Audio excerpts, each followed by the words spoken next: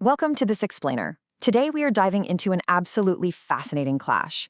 We're going to look at what happens when the messy, uncertain, and highly exploratory reality of the human brain collides head-on with the rigid, black-and-white logic of a legal institution. To do this, we're exploring a very specific event, the case of Dr. Chen Jingyuan.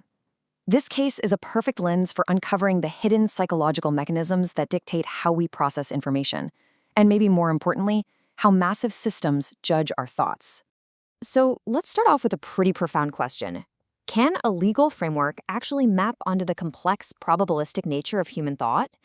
In the eyes of the law, intent is basically everything.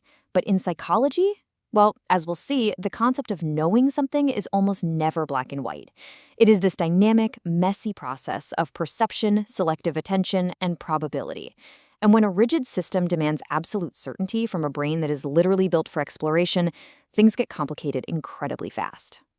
Here is our quick roadmap for today. We're going to cover 1. The Chen Jingyuan case. 2.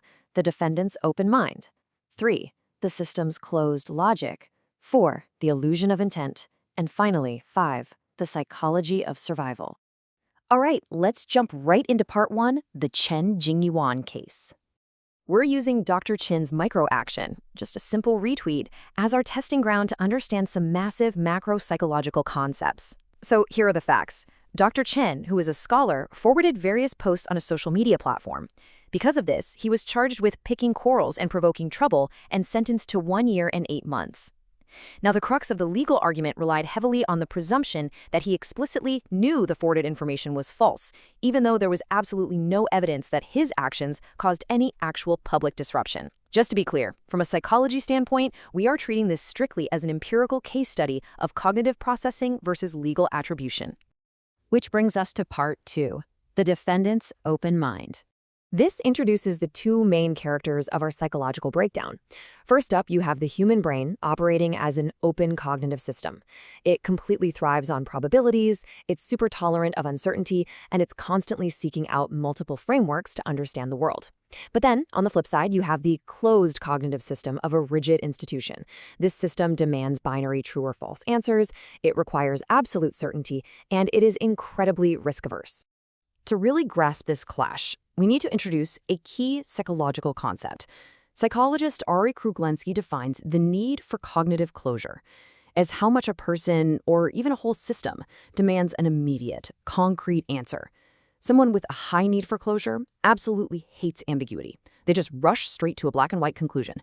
But someone with a low need for closure, they're perfectly fine just sitting in the gray area, pondering a bunch of different possibilities without deciding which one is the absolute truth. So, applying this to our case study, the source material shows that Dr. Chen actually exhibited a really low need for cognitive closure. Thanks to his cognitive flexibility, he was engaging in what psychologists call epistemic actions. Basically, he was gathering data, bookmarking ideas, and just exploring knowledge. Retweeting in this open cognitive state is absolutely not a definitive declaration of fact. It's literally the mental equivalent of sticking a post-it note on a page so you can study it later. He was just holding on to information without making a binary judgment on whether it was true or false. Now let's flip the script. Part 3. The system's closed logic. The system evaluating him, however, was operating under some really powerful cognitive biases. Chief among them is the fundamental attribution error. This is a huge bias in psychology where we instantly assume someone's actions are driven entirely by their core personality or their malicious motives, while we completely underestimate the complex, chaotic situation they might actually be in. So the crucial point here is that the institution interpreted a super low-stakes, information-gathering action as an intentional malicious threat to order. It looked at the behavior, just a retweet in a highly complex, completely overloaded internet environment, and instantly attributed it to deliberate hostility. It completely bypassed the psychological reality of limited human attention.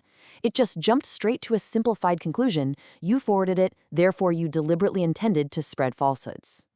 And once an institutional system establishes that kind of threat perception, the next bias kicks into gear to protect its cognitive economy: confirmation bias. We've all heard of this one, right? It's our tendency to eagerly accept data that proves us right while completely ignoring the data that proves us wrong. It's the mental shortcut we all use when arguing online, but here it's operating at a massive institutional level. In this specific case, the system was driven by an incredibly high need for cognitive closure. It desperately needed certainty and order. So, relying on confirmation bias, it zeroed in solely on the act of forwarding the information. It used that as evidence to support its initial assumption of guilt while totally tossing out the counter evidence.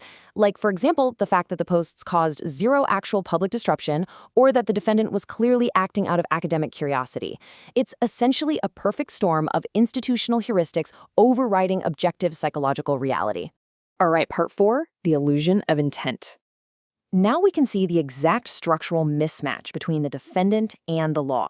Think about how they process information.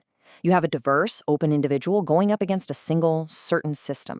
When it comes to uncertainty, the individual accepts it. The system completely rejects it. And the behavioral goal? The individual is engaged in pure cognitive exploration, while the system interprets that exact same behavior as an intentional spread of information. It's literally like trying to run Mac software on the Windows 95 machine. They just do not speak the same language. Because a legal system demands a binary true or false, or guilty or not guilty. It forces a definitive legal conclusion onto a completely uncertain psychological state. The law really struggles to process the idea of, I'm holding on to this information because I'm just not sure if it's true yet. It forcefully translates that probabilistic human thought process into a binary legal action. And that is what creates this illusion of intent, basically punishing the completely natural human process of dealing with complex information. Which leads us to our final section, Part 5, the psychology of survival. Using psychologist Richard Lazarus's emotion-cognitive appraisal path, we can trace Dr. Chen's exact mental steps during this ordeal.